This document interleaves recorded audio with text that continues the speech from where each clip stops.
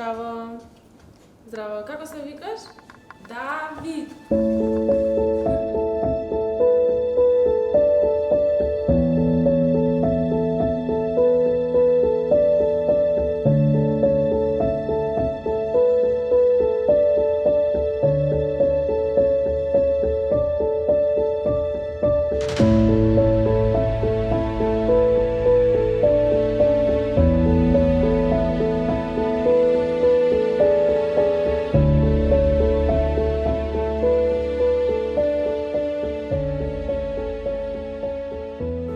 Живот вреден за живење е книга на сведоштва на родители со деца со посебни потреби.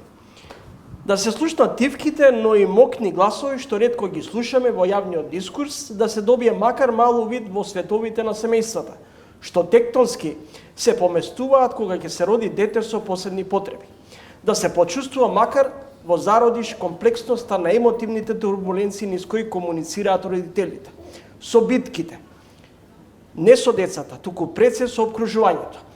Напишала доктор Венка Симовска од Универзитетот во Копенхаген, Данска. Децата со посебни потреби, особено децата со Даунов синдром. Овој период се во центарот на вниманието, откако Министерството за труд и социјална политика на неколку семејства им ја ускрати можноста за дополнителна финансиска помош.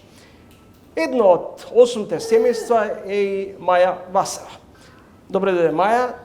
Ние сме и колеги. Меѓутоа, во ова издание би сакал малку да разговараме за она што значи да се биде родител на дете со Даунов синдром. Морам само да те поправам. Ние не сме едно од 8 семејства. Ние бевме на проценка вчера, по прв пат, но ние дадовме поддршка на оние семејства кои што беа одбиени.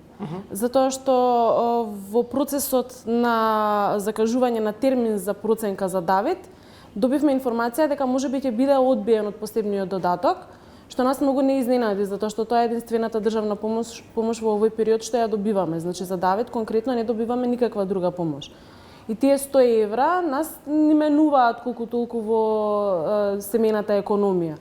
И затоа што знаев дека дел од семејствата веќе се одбиени, решивме да реагираме, односно да запознаеме јавноста со тоа. Давид вчера беше на проценка, се уште немаме информација дали ќе бидеме одбиени или не, но се надевам дека нема. Маја, што значи живот со дете со Даунов синдром?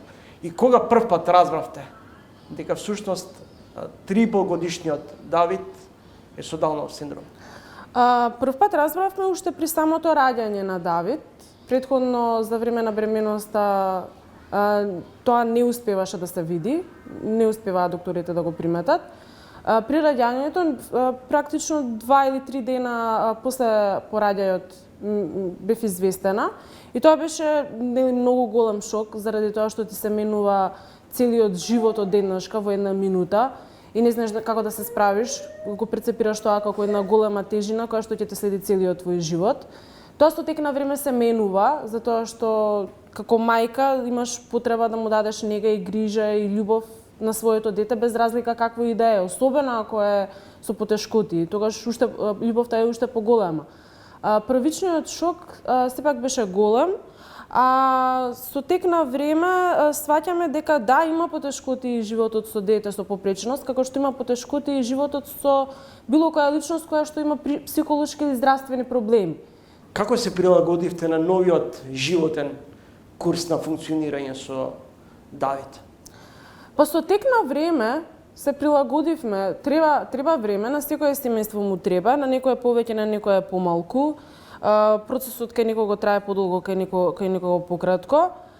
Но се прилагодуваш гледајќи ги неговите потреби. Му ги задоволуваш потребите од ден на ден. И се уште се прилагодуваме, особено затоа што живееме во држава која што не може се уште да одговори на нивните потреби.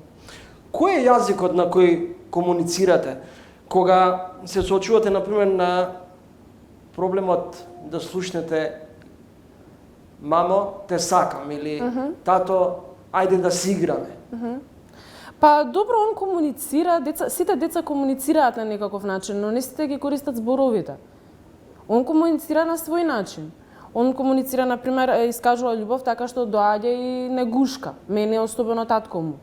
Или, например, кога има некоја потреба со показен гест, или со покажување на прстето.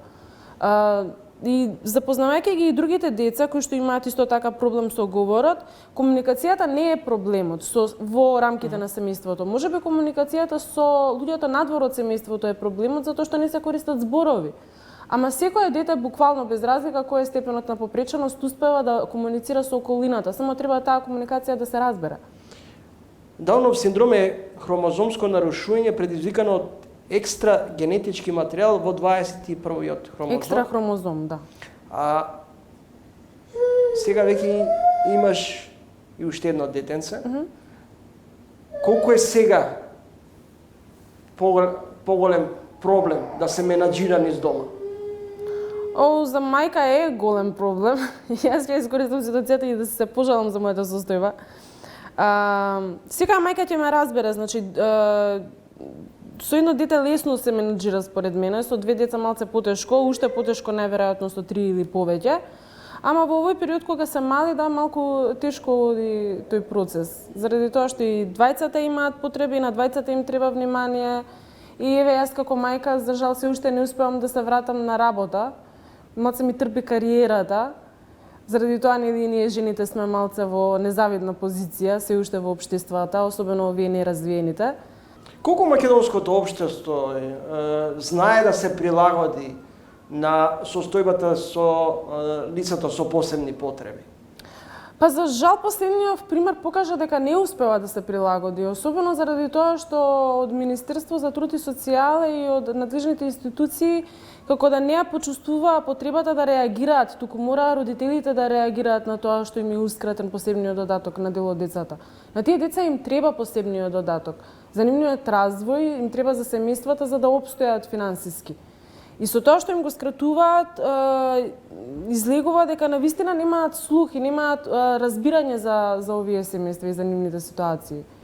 Не успеваат да одговорат. За жал се виде тоа. Ние добиваме сега, например, информации дека за жал службите не биле информирани како да се постапува.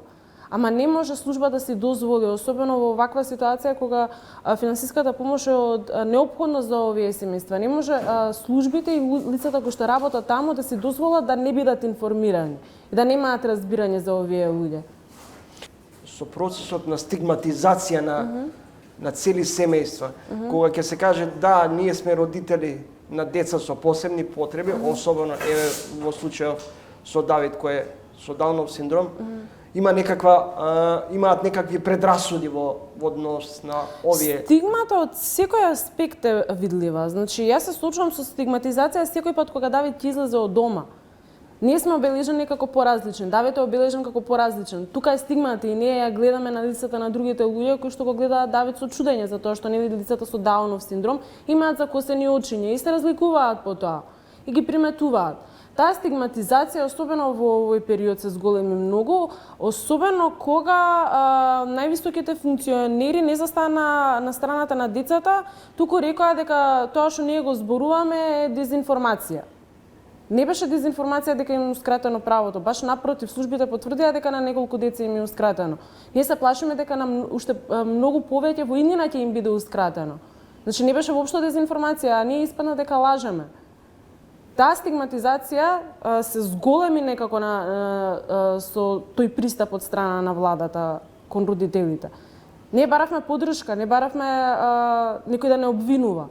Се разбира, ние немаме мотив да лажеме, немаме мотив да дезинформираме. Од друга страна, функционерите имаат мотив да лажат и да дезинформираат. Дел од семејствата веќе неколку месеци не го примаат посебниот додаток.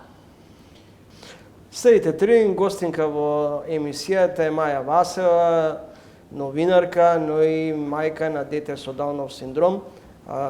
Велите потешкоти, речиси, секојдневно се соочувате и како семејство, но што е решението за да се надминат овие предрасуди? Решението е проекти во кои што ќе бидат вклучени и деца со попречености и деца со типичен развој. Значи треба заедно да играат, заедно да живеат. На тој начин, значи инклузивното образование зошто е многу битно. Децата учат дека не се сите исти, дека има различни деца, но дека сите се подеднакво вредни. Исто така, кога ќе влезе дете со попреченост во образовниот процес, останатите деца со типичен развој низ помагање ќе учат дека сите имаат подеднаква вредност. Тоа помагање ќе им помогне на нив да се изградат во подобри луѓе. Прифаќањето на деца со попреченост не прави подобри луѓе.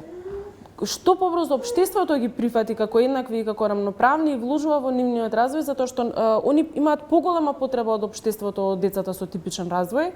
И што побрзо и општеството ги прифати, толку побрзо и стануваме подобро општество. Како што добив информација во САД, например, не добиваме 100 евра помош од државата, во САД добиваат финансиска помош, една од поволностите што ги добиваат е финансиска помош во висина од надпросечната плата во САД.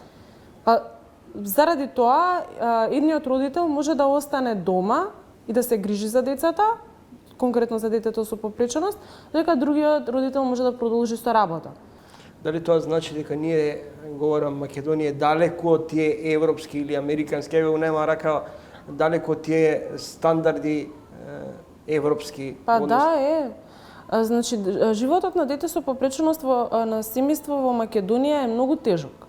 Реално е многу тежок, заради тоа што има финансиски издатоци, има разни други потешкоти, кои што поради кои што семејството е на удар од различни аспекти. И заради тоа неспоредливо е со, да речеме, другите поразвиени земји. Маја, на крајот, каква разврска или одлука очекуваш од надлежните институции во однос на претходното решение да се скрати на децата со посебни потреби оној дополнителен финансиски стимулс во однос на поддршката? Едно од семејствата на кои што им беше укинат посебниот додаток, веќе им е одобрен, значи ќе продолжат да добиваат. Неколку месеци мислам дека веќе не добиваат, сега ќе продолжат да го добиваат. Таа информација е од вчера. Разврска очекувам, значи, на ниту едно дете со Даунов синдром да не му се укине посебниот додаток, без разлика дали е со лесна, умерена или тешка попреченост, од причина што секој дете со Даунов има дополнителна потреба и има потреба од дополнителна поддршка, особено од државата. Во ситуација кога немаме ние бесплатни дефектолози, логопеди, физиотерапевти и слично, кога не можеме да си ги дозволиме, тие 100 евра се мал издаток за државата, ама прават голема разлика за семејствата. Очекувам, само уште нешто да кажам, очекувам разбирање од Министерството за труд и социјала, тој Закон за детска заштита, член 33, кој што го дефинира посебниот додаток, од каде што во 2021 во мандат на Шахпаска, додека била министер за труд и социјална политика, Дауновиот синдром како категорија е избришана од член 33. Значи повеќе лицата со Даунов синдром не можат да добиваат посебен додаток само врз основ на диагнозата. Мора да имаат они комбинирани пречки или умерена интелектуална попреченост за да имаат право да го остварат овој додаток. Ова прави проблем за бебињата. Ниту едно бебе со Даунов синдром повеќе не може да оствари право на посебен додаток, затоа што на бебе не може да му се направи проценка на развој. Значи тие семејства кои што виднина ќе се затекнат себе си во ситуација да родат, нели, дете со Даунов синдром, без разлика дали нели одлучуваат во текот на бременоста да продолжат бременоста или изненадно како мене ќе дознаат за време на породувањето, на тие семејства им треба поддршка. Причината со која беше скратена можноста на 8 семејства да не ја добиваат таа дополнителна финансиска помош е наводно некомплетна документација. Сега јас грубо пресметав дека годишно станува зборот за околу 10.000 евра, ако се 8 семејства по 6.000 денари, толку ли државата нема слух за оваа категорија на деца? Па да, маца не чуди тоа што државата има пари за покачување на функционерските плати за 78%, а нема пари за 100 евра да им даде на 8 семејства во кои што има детенца со Даунов синдром. Не знаеме која е причината за ваквата поставеност на работите и зошто на тие семејства им бил укинат посебниот додаток, но во секој случај недоволна документација или недостаток на документација не е причината, заради тоа што на овие деца проценка на развој им прави оваа ново формирана институција, служба за проценка на развој или МКФ како што ние ја викаме родителите. Во таа служба има дефектолог, има психолог, има логопед, има социјален работник, има лекар. Тие се тие кои што ја прават проценката. Доволно е само детето да се појави. Не знам каква документација им требало на нив, па не можеле без таа документација да донесат одлука или да мора да му укинат посебниот додаток на дете со Даунов синдром.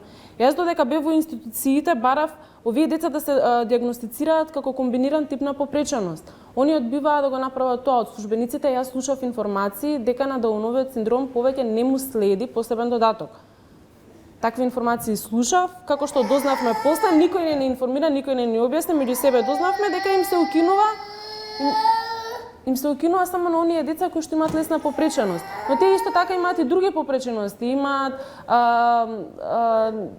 слаб развој на говорот или имаат слаба моторика, слаба фина моторика. Значи не е само интелектуалната попреченост, станува збор за комбиниран тип на попреченост.